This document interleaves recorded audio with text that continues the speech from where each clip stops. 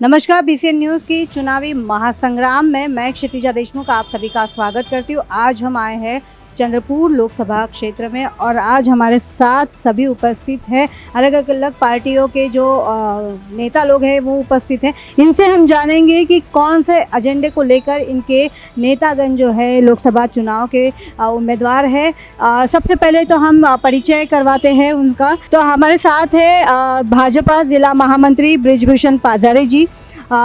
ये है प्रवक्ता बहुजन वंचित आघाड़ी से प्रियदर्शी तेलंग। मैडम है नम्रता ठेमसकर मैडम, ये डिस्ट्रिक्ट प्रेसिडेंट है महिला जिला कांग्रेस से। और शिवसेना शिंदे गुट के जिला अध्यक्ष है बंटू हजारे जी। तो इनसे हम जानेंगे कि उनके जो नेतागण हैं वो कौन से एजेंडे को लेकर चंद्रपुर लोकसभा में प्रत्याशी है। हमारे साथ हम सबसे पहले बात करेंगे भाजपा के ज़िला महामंत्री जो है बृजभूषण पाजारे। इनसे क्या एजेंडा लेकर भाजपा जो है लोकसभा चुनाव में उतरी है, क्या बताओ? भारतीय जनता पार्टी के हमारे लोकप्रिय नेता सुधीर भाऊ मुनगंटीवार जी उम्मीदवार है और वो विकास की ओर उनका चेहरा है और हर घर पे उनका विकास का चेहरा पहुंच चुका है और लोक नेता सुधीर भाऊ मुनगंटीवार हर दिल में बसा हुआ है। जैसे कि हमने देखा कि विकास को लेकर जो है भाजपा की यहाँ पर राजनीति देखने मिल रही है। वंचित से हम जानेंगे कि आपकी जो प्रत्याशी है वो कौन से मुद्दे को लेकर खासकर लोकसभा चुनाव की इलेक्शन में मैदान में है। चंद्रपुर के चुनाव क्षेत्र को हम अगर देखें तो चंद्रपुर में सबसे बड़ी समस्या है ट्रैफिक का कंजेशन। जटपुरा गेट में ट्रैफिक का कंजेशन है। भाजपा वो सॉल्व कर सकती थी पर उसमें पॉलिटिकल विल नहीं है, कांग्रेस के पास वो धमक नहीं है। तो हमारा चुनावी मुद्दा हम चंद्रपुर को ध्यान में देखते हुए ट्रैफिक का कंजेशन होगा। और चंद्रपुर में जो प्रदूषण है पूरे विधानसभा क्षेत्रों और लोकसभा क्षेत्र में, चाहे फिर वो वनी रहे, चाहे भद्रावती रहे, राजूरा रहे, कोरपना रहे, ये पूरा क्षेत्र प्रदूषण है। और ये प्रदूषण के चलते हम देखेंगे कि बहुत बड़े पैमाने पे वो जो वंचित समूह है उसकी मौतें हो रही है। एक तो भाजपा ने जो कार्यक्रम चलाया, जो पीडीएस के माध्यम से जो चावल दिया जाता है वो चावल प्लास्टिक चावल है। वो कहते हैं प्रोसेस चावल है, लेकिन उससे यहाँ का जो वंचित समूह है उसको कई दिनों से एक तो चावल नहीं मिल रहा और जो मिल रहा है वो घिसा पिटा प्रोसेस किया हुआ जिसमें कोई नमक नहीं। मतलब चंद्रपुर जिला ये चावल के लिए माना जाता है। चंद्रपुर जिला भातावर भिडला, पण ज्या पद्धतीनं जिस तरी से चावल जो राशन कार्ड की दुकान पे दिया जा रहा है वो घटिया और हालत ख़राब करने वाला है। तो यहाँ का आदिवासी, यहाँ का वंचित समूह, इससे बिल्कुल उनके सेहत पे असर हो रहा है। तो ये हमारा एक अहम मुद्दा रहेगा। तीसरा जो मुद्दा रहेगा शिक्षा और आरोग्य के लेकर, सेहत को लेके। आज अगर हम शिक्षा की नीति देखेंगे कि क्या परेशानी थी कि 8वीं के बाद आरटीई के अंदर पैसा नहीं दिया जा रहा है, स्टेट पैसा नहीं दे रहा है। तो क्या किया सरकार ने आरटीई की एडमिशन ही बंद करवा दी।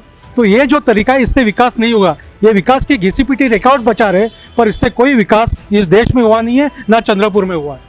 जैसे कि हमने देखा कि विकास की राजनीति यहाँ से की जा रही है। वंचित ने तो डायरेक्ट ही दोनों पर हमला बोल दिया है, कांग्रेस और बीजेपी पर, कि विकास की राजनीति की घसी पिटी टेप रिकॉर्ड यहाँ पे चलाई जा रही है। तो मैं जाऊँगी नम्रता मैडम के पास। उनको क्या इन्होंने जो भी आप पे आरोप लगाया है उससे मतलब आप क्या बोलो? नहीं, हम पे जो आरोप लगाया है वो सही नहीं है, क्योंकि सरकार अभी भाजपा की है। डबल इंजन की सरकार जो बोलते हैं वो चल रही है। तो यहाँ पे चंद्रपुर में सबसे बड़ा जो मुद्दा है वो बेरोज़गारी का है, क्योंकि जो बेरोज़गारी का दर जो है चंद्रपुर का वो फिर से बढ़ गया है। तो आने वाले चुनाव में हमारी जो प्रत्याशी है श्रीमती प्रतिभाताई धानोरकर, तो हमारे सामने सबसे बड़ा हम एजेंडा ये रखते हैं कि अगर हमारी प्रत्याशी अगर चुन के आती है तो वो सबसे पहले बेरोज़गारी के मुद्दे पे काम करेंगी। और जो कपास का उत्पादन जो है ये क्षेत्र में ज़्यादा तौर पे होता है, तो टेक्सटाइल पार्क कैसे किया जा सकता है और कोई उद्योग कैसा लाया जा सकता है जिससे बेरोज़गारी जो है वो कम हुए, ये मुद्दे पे हम चुनाव का सामना कर रहे हैं। और दूसरा मुद्दा है कि हुकुमशाही तरीके से जो सरकार चल रही है उसके खिलाफ लोकतंत्र के माध्यम से हम विरोध कर रहे हैं। आप भी यूटी में हो, आपके गुट के जो है मुख्यमंत्री है राज्य के, क्या बताओगे जिस तरह से अभी एलिगेशंस लगे हैं, मतलब महायुति पे लगे हैं? ये चंद्रपुर में सुधीर बाबू ने जो विकास का जो लगाया है, हर जगह बड़े बड़े प्रोजेक्ट ला रहे हैं। जैसे मिलिट्री स्कूल है, ये बॉटनिकल गार्डन है, ऐसे अनेक प्रोजेक्ट जो सुधीर भाव ला रहे हैं, उससे क्या है, लोगों को रोजगार भी उपलब्ध हो रहा। ये एक क्रेज निर्माण हो गया कि सुधीर भाव ने इतना सारा विकास किया और आगे भी अगर उनको दिल्ली में भेजेंगे तो बड़े बड़े प्रोजेक्ट लाने की है। इसलिए सुधीर भाव को लाना बहुत ज़रूरी है।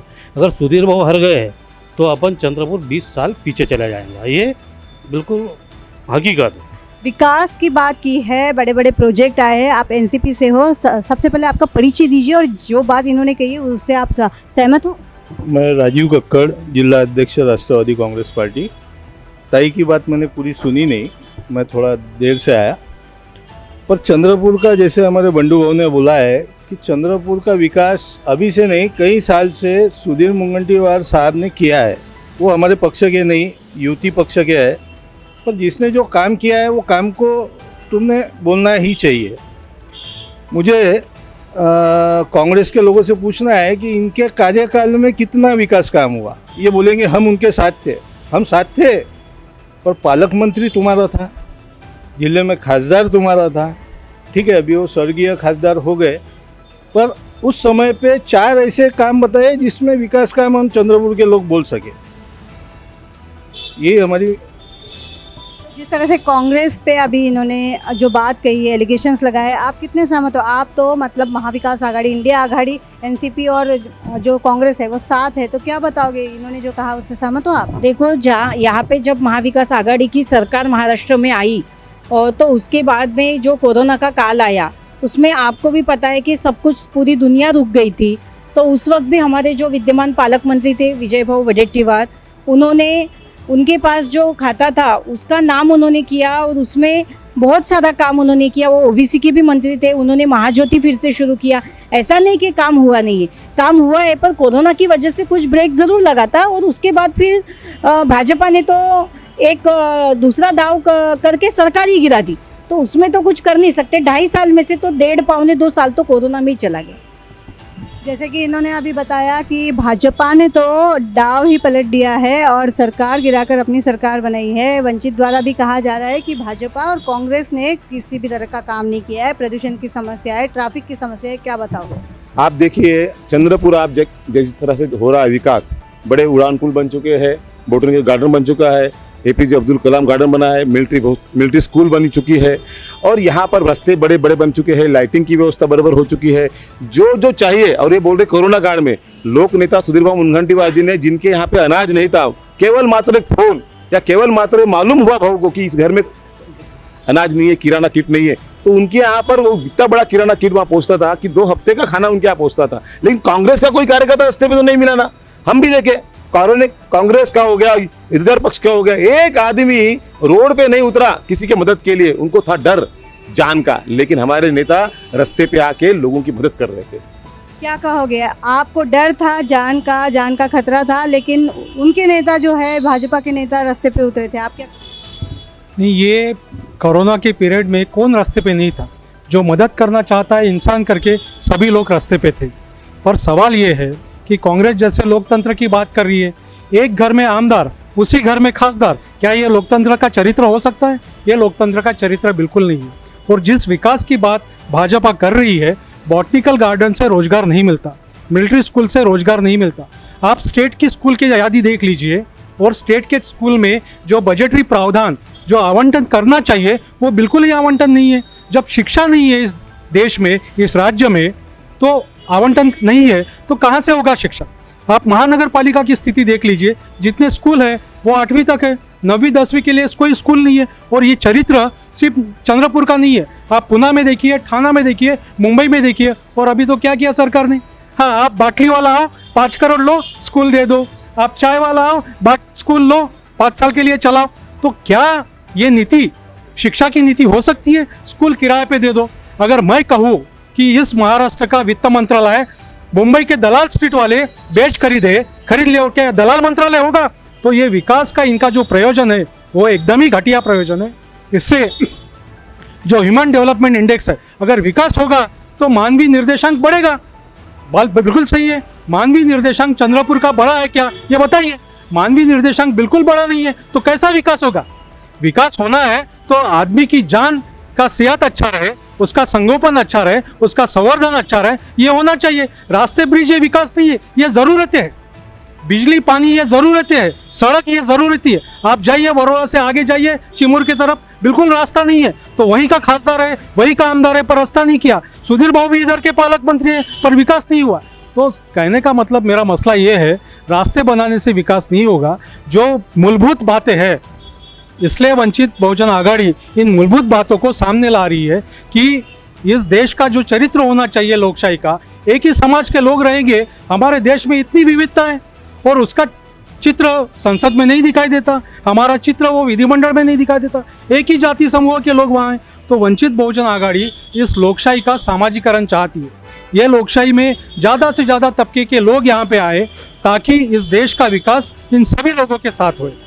मैं आपके पास आना चाहूँगी, जिस तरह से अभी इन्होंने आरोप या प्रत्यारोप जो चल रहे हैं उसमें उन्होंने कहा है कि सिर्फ ये जो मेट्रो के पुल हो रहे हैं या जो भी उड़ान पुल हो रहे हैं, ये सिर्फ ये ज़रूरत है, ये विकास नहीं है। आपके पार्टी के जो है राज्य के मुख्यमंत्री है, क्या कहना है? जिस दिन से सिखा एकनाथ भाई शिंदे मुख्यमंत्री हुए, उस दिन से अपना कोई तो भी सीएम है, अपना कोई तो भी मुख्यमंत्री है, ऐसा लोगों को गरीबों में भावना आ गई। उन्होंने हर जगह हर तबके के लोगों को मदद की है। अब विकास बोलते पुलिया ये नहीं, तो आज नागपुर में अपन पहले बोलते थे कि ये विकास नहीं है पुलिया, अच्छा आज उसकी ज़रूरत होगी। मतलब सबको एक मेट्रो शहर जैसा लग रहा है, ये भी तो विकास ही है ना। जब अपन फॉरेन कंट्री की बात करते, उनको पुलिया और ये वो देख के ही तुम बोलते हैं ना, ये विकास ही है। बाकी रोजगार की बात तो एकनाथ भाई शिंदे ने बहुत सारे प्रोजेक्ट लाए यहाँ पर। एनसीपी से जो है वो आपके बात पर कुछ बोलना चाहते हैं, प्रतिक्रिया देना चाहते हैं, क्या कहो? हर क्षेत्र में विकास का काम हुआ है। सिर्फ रास्ता पुल ये जो है वही नहीं, महिला बाल विकास में विकास का काम हुआ है। कोविड के समय पे निर्धार जो बालक थे, जिनके माँ या पिताजी जो भी चले गए, उन्हें ये सरकार ने 2250 रुपये महीना देने का काम किया है। जब तक कि उनकी 18 साल तक के आयु नहीं होती, उसका शिक्षण का और इसका जो सहायता है ये सरकार ने की है। विद्यार्थियों के इसमें मदद किया है, महिला आर्थिक विकास में मदद किया है, युवा बेरोजगार की इसमें किया है। मैं हर क्षेत्र के बारे में आपको बताना चाहता हूँ कि सिर्फ रास्ते नाली रोड नहीं बनाए। हाँ, चंद्रपुर जिले में माननीय पालक मंत्री सुधीर बाबू मुनगंटीवार ने पूरे जिले के पांडान रास्ते किए हैं, जो आज तक के किसी सरकार ने नहीं की। ये आपके महाविकास आघाड़ी के हैं, लेकिन वो जो है सुधीर मुनगंटीवार की बातें किनारे, आप कांग्रेस के हो, आप मतलब महाविकास आघाड़ी के हो, युति है, गठबंधन है आप में, क्या बताओ? हम ये बताएंगे कि एक्चुअली ये पहले जब हमारी पार्टी में थे तो ये सब बातें ये करते नहीं थे। अभी जब ये दूसरी तरफ चले गए तो ये सब बातें कर रहे हैं सुधीर भाऊ के लिए। एक्चुअली देखो कि सिर्फ बिल्डिंगें खड़े करने से विकास नहीं हो सकता है। जैसे इन्होंने बोला कि जो इंसान का जो दर है, जो जीवन मान का जो स्तर है, वो जब तक ऊंचा नहीं होता हम विकास नहीं बोल सकते। विकास जब जो लास्ट में जो आदमी खड़ा है उस तक जब जाती है कोई चीज़ तब। और मैं एक और आंसर देना चाहती हूँ, इन्होंने कोरोना काल का बोला, मैंने खुद महिला कांग्रेस के संगठन ने खुद पूरा एक महीना कोरोना के दूसरे चपेट में पूरा एक महीना सरकारी अस्पताल में रोज़ 200 लोगों को हमने खाना खिलाया है रोज़, तब बहुत ज़्यादा कोरोना। सबकी विकास की परिभाषाएं यहाँ पर अलग है, हम सबसे जानेंगे। सब पार्टियों के जो यहाँ पर उपस्थित नेतागण हैं उनसे जानेंगे कि उनकी पार्टी का एजेंडा लोकसभा चुनाव 2024 के लिए क्या है, क्या बताओगे? हर गरीब के लिए आवास योजना, हर संजय गांधी निराधार योजनाओं के लिए योजना, हर जो स्टूडेंट है उसको अच्छी शिक्षा, हर अच्छा सा मेडिकल कॉलेज चंद्रपुर में बनने जा रहा है। बेरोजगारों को रोजगार, जहाँ इंडस्ट्री बड़ी बड़ी बन रही है चंद्रपुर में, वहाँ रोजगार मिलेगा। चंद्रपुर का एक प्रकार से काया पलट हो जाएगा अगर हमारे लोक नेता सुधीर मुनगंटीवार भाजपा की ओर से चंद्रपुर का काया पलट किया जाने वाला है। अगर आपके पार्टी से सांसद चुन के आते हैं तो आप किस तरह से विकास करें? मैं पहले एक बात का जवाब देना चाहता हूँ कि हमारे मित्र पक्ष के लोग यहाँ हैं, मतलब एनसीपी और शिवसेना यहाँ पे है। ये 70,000 करोड़ के घोटाले का आरोप जो माननीय प्रधानमंत्री महोदय ने लगाया, उसके चलते बोली बदली हुई है। अगर शायद वो आरोप नहीं लगता तो शायद वो बोली बदलती नहीं, और आज जो गुणगान गा रहे हैं वो विकास का, वो शायद करते नहीं। सवाल जब वंचितों के एजेंडा का है, वो देश के एजेंडा का है, तो हमारा फोकस शिक्षा पे रहेगा, सेहत पे रहेगा, हमारा फोकस रोजगार पे रहेगा। और चंद्रपुर के लोकसभा क्षेत्र में मैं बताऊं कि चंद्रपुर में कपास बड़े पैमाने पे होता है। यवतमाल जो बड़े पैमाने पे कपास के लिए उपजाऊ है, वहाँ इरिगेशन का आज 70 सालों में सिंचन का कोई भी मसला नहीं है। कपास के लिए बहुत कम पानी लगता है, फिर भी कपास के लिए जो आज स्प्रे किया जा रहा है, फवारनी की जा रही है, उससे भी लोग मर रहे, आत्महत्या कर रहे हैं, ये तो और बात है। लेकिन जो स्प्रे कर रहे हैं उससे भी मर रहे। पालक मंत्री सोए हैं कि वो जगह विकास की बात कर रहे हैं तो आदमी मर रहा है, वो फांसी पे नहीं लटक रहा। जो फसल के लिए स्प्रे कर रहा है उससे भी आदमी मर रहा है।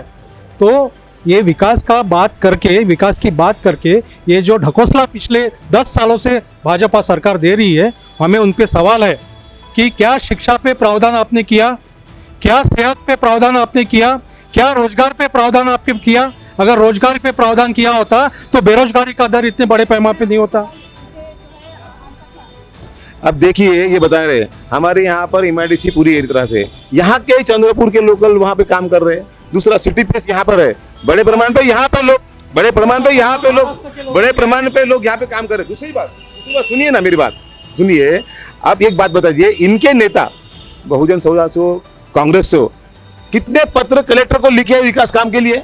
इनका केवल मात्र पत्र रहता नहीं, चुनाव आए तो विरोध करना और चुनाव गया तो घर बैठना, यही विरोधों का काम है।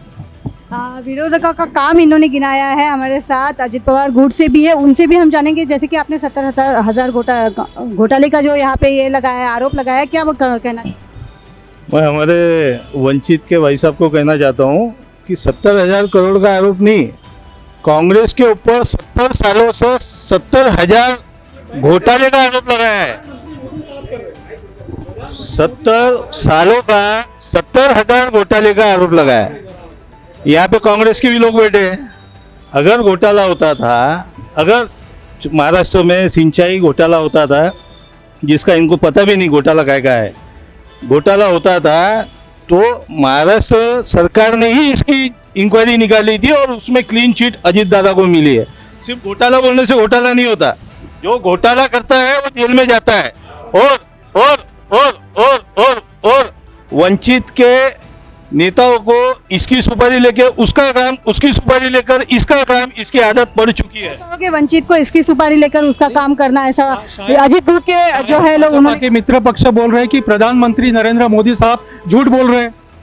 ये मैं तो नहीं आरोप लगा रहा हूँ।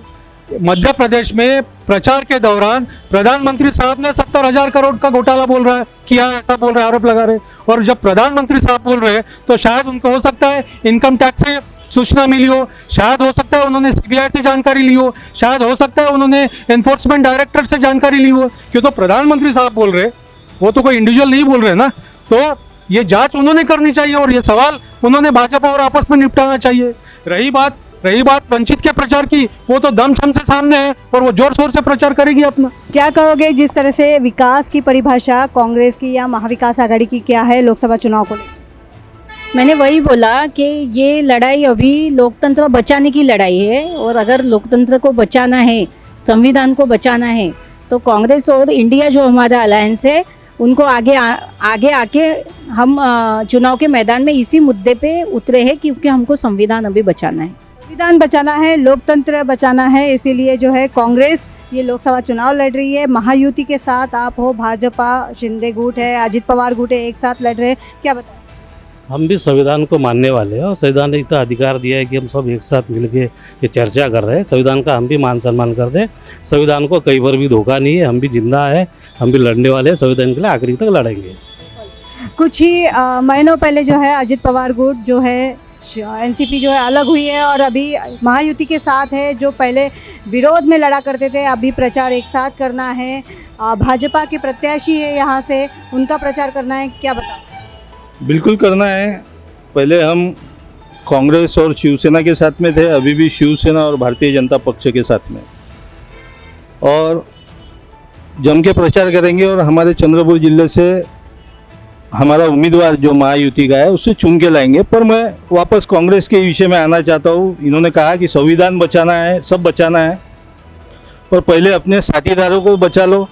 इनके साथ में जुड़े हुए शिवसेना राष्ट्रवादी यानी पवार साहब गट राष्ट्रवादी और शिवसेना, ये यहाँ नज़र नहीं आ रहे। ये कभी इनके साथ में रहते नहीं। इनके ही पार्टी के वडेट्टीवार साहब और उनके कार्यकर्ता इनसे दूर जा चुके हैं। आज ये प्रचार करेंगे तो कैसे करेंगे? आज हमारी ताई आई है, कांग्रेस की तरफ से अकेली आई है। इनके साथ में इनके मित्र पक्ष है ही नहीं, जो कभी थे ही नहीं। इसीलिए जीत हमारी निश्चित है। जीत का दावा महायुति की ओर से किया गया है। आप क्या बताओगे, आपके साथ कोई है नहीं? आपके जो महाविकास आघाड़ी के जो घटक पक्ष है वो नहीं है और आप अकेले हो, कई नदारद दिख रहे हैं वडेट्टीवार भी। अकेले आने की बात तो ये है कि मुझे वक्त पे पता चला, हमारी भी मीटिंगें चालू है दिन भर, और पिछले हफ्ते ही हमारे जो भी इंडिया अलायंस में जो भी घटक पक्ष आते हैं, आम आदमी पार्टी से लेके समाजवादी पार्टी तक और राष्ट्रवादी जो कांग्रेस है अपने शरद पवार गट और उद्धव ठाकरे साहब गट, ये सब लोगों ने हमारी मीटिंगें हो चुकी है। पूरे लोकसभा क्षेत्र में हमारी कार्यकर्ताओं के साथ पूरी मीटिंग हो चुकी है और आज भी वो लोग हमारे साथ में थे। ऐसा नहीं कि वो हमारे साथ में नहीं थे। ये आप साथियों को मतलब बचाने की भी उन्होंने हिदायत दी है, क्या बताओ? साथियों को बचाने का, अरे हमारे साथ में इनके पार्टी में ये जो लोग भी मतलब तोड़ फोड़ करके पार्टी में ले रहे हैं, उन लोगों को किसको ले रहे हैं उन्होंने भी सोचना चाहिए कि वो क्या है और क्या नहीं। ये अभी उनको सोचने की जरूरत है कि दूसरे के पार्टी को तोड़ के जीत हासिल नहीं की जा सकती। खुद का जो संगठन है और वो मजबूत आपका नहीं है, इसलिए आप दूसरे पार्टी के लोगों को तोड़ रहे। ब्रिजभूषण जी बोलना चाहते। ये देखिए, संविधान के बारे में बात करते, बाबा साहब आम्बेडकर को भारत रत्न किसने दिया? वीपी सिंह भाजपा सरकार ने दिया। कांग्रेस को बाबा साहब अगर लाइक करती थी कि कांग्रेस को बोला था ये जलता हुआ घर है, इस घर में जो जाएगा जल जाएगा। बाबा साहब अम्बेडकर खड़े थे तो उनके खिलाफ में वोट आपने खड़ा किया नॉन मैट्रिक। ये कांग्रेस नहीं है, ये जलता हुआ घर है और जो जाएगा जल जाएगा। कांग्रेस नहीं है, जलता हुआ घर है। बोलना चाहती हूँ, जब बाबा साहब को संविधान सभा में लेने की बात आई तो सबसे पहले अगर ये बात किसी ने की तो महात्मा गांधी ने की थी। बिल्कुल झूठ बात है। सरदार पटेल साहब का स्टेटमेंट है, हमने दरवाजे नहीं तो खिड़कियां भी बंद रखी है, कॉन्स्टिट्यूएंट असेंबली में बाबा साहब कैसे आते हम वो देखेंगे। तो ये स्टेटमेंट है सरदार पटेल साहब का। मैं उसमें इतिहास में नहीं जाना चाहूँगा। मेरा सवाल कांग्रेस से है कि अगर वो लोकतंत्र बचाना चाहती है तो अपना चरित्र भी सुधारे। एक घर में आमदार और खासदार रहेगा तो ये कैसा लोकतंत्र है? सही बात, अभी संविधान धोखे में है क्या? हाँ, तो बिल्कुल धोखे में है। अगर हम मार्च बजट का अधिवेशन देखें दिल्ली का, तो आधे घंटे में 22 कानून पारित किए गए। आधे घंटे में, महज आधे घंटे में 22 कानून पारित। अगर एक फ्रेंच फिलोसोफर है जिसको बाबा साहब कोट करते हैं, गवर्नमेंट बाय डिस्कशन, जो गवर्नमेंट होती है वो डिस्कशन से चलती है। तो संविधान के संदर्भ में या बिल के संदर्भ में, कानून के संदर्भ में संसद में कोई चर्चा नहीं है। आप देख लीजिए, सारे बजट का अधिवेशन देख लिए, उसके पहले रेनी सीजन का अधिवेशन देख लीजिए, चर्चा ही नहीं है। अगर चर्चा नहीं है तो संविधान धोखे में है, क्यों? तो चर्चा से ही हम कानून पारित करते। जो पार्लियामेंट्री कमिटीज है उसके पास वो बिल जाना चाहिए, वहाँ पे उसका डिस्कशन होना चाहिए, वहाँ पे होने वाले जो भी बदल है वो बताने चाहिए, लेकिन ऐसा कुछ भी नहीं हो रहा है। आपकी जो कार्यकाल है प्रधानमंत्री मोदी का, उनके राज में जो है चर्चा नहीं हो रही है, ऐसा? सुनिए, 75 साल हो गए आजादी को, ठीक है। इसके बाद लोगों देखो कि देश के प्रधानमंत्री नरेंद्र मोदी बने, तब लगा कि संविधान है। इससे पहले संविधान नहीं था। बाबा साहब आम्बेडकर को हिंदू कोड बिल के लिए, हिंदुओं के लिए राजीनामा देना पड़ा। ये कांग्रेस की चाल है। जब लोकसभा में बिल पास होता है हिंदू कोड बिल, फिर क्यों पास नहीं हुआ पार्लियामेंट में? राष्ट्रपति ने क्यों सही नहीं किया उसमें? और बाबा साहब आम्बेडकर का संविधान का जो सही मारना था उसमें क्यों पंडित नेहरू ने पहले नंबर पे सही मारा? बाबा साहब को सही मारने की जगह रखी नहीं है। इतिहास देखिए, ये कांग्रेस नहीं है, जलता हुआ घर है। जहाँ आज उन्होंने कांग्रेस पे आरोप किया, मैं बताना चाहती हूँ, चिल्लाने से कुछ सच बदलने वाला नहीं है। जब बाबा साहब जहाँ से खड़े थे संविधान सभा के लिए, वो भाग जब अपना पाकिस्तान में चला गया तो मुंबई में उनको जिताने वाले पंडित नेहरू और महात्मा गांधी थे। उनको पहले बार कानून मंत्री बनाने वाली ही कांग्रेस थी। और वो जो हिंदू कोड बिल की बात कर रहे हैं, हिंदू कोड बिल मैं मानती हूँ कि पहले पारित नहीं हुआ, पर उसके बाद तुरंत पंडित नेहरू ही प्रधानमंत्री थे जिन्होंने हिंदू कोड बिल पारित किया। आप क्या कहना? आज भाजपा हिंदुओं की बात कर रहा है, लेकिन ये हिंदुओं के लिए कुछ काम करता नहीं है। ये मैं आंकड़े के साथ कह सकता हूँ, दावे के साथ कह सकता हूँ। पिछले 2011 से लेके 2014 से लेके 2023 तक अगर हम देखेंगे तो 16 लाख हिंदू जिनकी आमदनी 50 करोड़ से 500 करोड़ तक रही है, वो लोग देश की नागरिकता छोड़ के गए हैं। अगर ये देश हिंदुओं के लिए रहता, हिंदुओं के विकास के लिए रहता, तो 5000 करोड़ या 500 करोड़ या 1000 करोड़ कमाने वाले लोग देश छोड़ के नहीं जाते, देश की नागरिकता छोड़ के नहीं जाते। इस पर मैं बृजभूषण जी से पूछना आप चाहूंगी। आप देखिए 14 तड़ा का आंदोलन हुआ बाबा साहब का, उसमें महात्मा गांधी नहीं आया, पंडित नेहरू नहीं आया कि भाई आपको पानी पिलाते हैं, आ जाइए कांग्रेस के साथ, क्यों नहीं आए? विकास की बात हो रही थी कि लोग पानी नहीं पिलाया बाबा साहब को इन्होंने। जब कांग्रेस राज कर रही थी भारत के अंदर, तब बाबा साहब को आंदोलन करना पड़ा। ये कांग्रेस नहीं जलता हुआ घर है, इतना याद रखिए। कांग्रेस नहीं जलता हुआ घर है और ये जो चर्चा है ये कहीं और जा रही है। लोकसभा चुनाव का माहौल है और विकास है, एजेंडा है, इन सब पे हमको बात करनी है। ये चर्चाएं ऐसी ही चलती रहेगी। आज के चुनावी महासंग्राम में वक्त चला है यही रुकने का। आप देखते रहिए BCN न्यूज़। नमस्कार।